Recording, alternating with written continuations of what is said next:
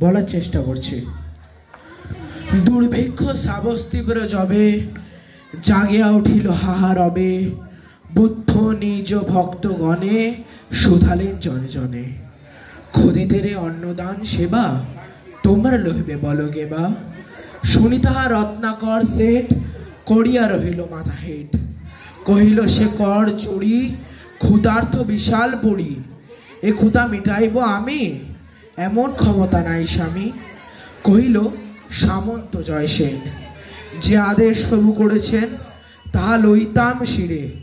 যদি মোর বুক ছিঁড়ে রক্ত দিলে হতো কোনো কাজ, মোর ঘরে অন্য কোথাজ। নিঃশ্বাসে কয় ধর্মপাল, কি কব এমন দগ্ধ ভাল।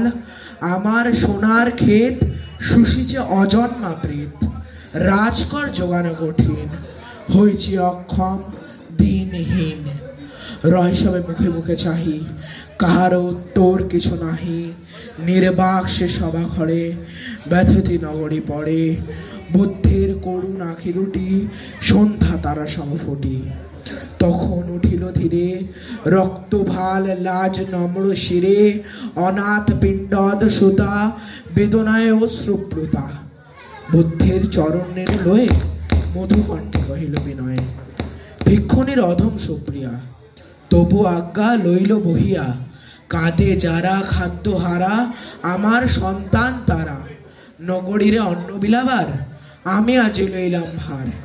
বিস্ময়ে মানিল সবে শুনি। ভিক্ষুকন্যা, তুমি যে ভিক্ষুণী, কোন অহংকারে মাথি লইল মস্তক পাতি হেন কঠিন গুরু কাজ। কি আছে তোমার কহ আজ? কহিল সে নমি সভা কাছে, শুধু এই ভিক্ষা পাত্র আছে। আমি দিনহীন মেয়ে, অক্ষম সবার চেয়ে।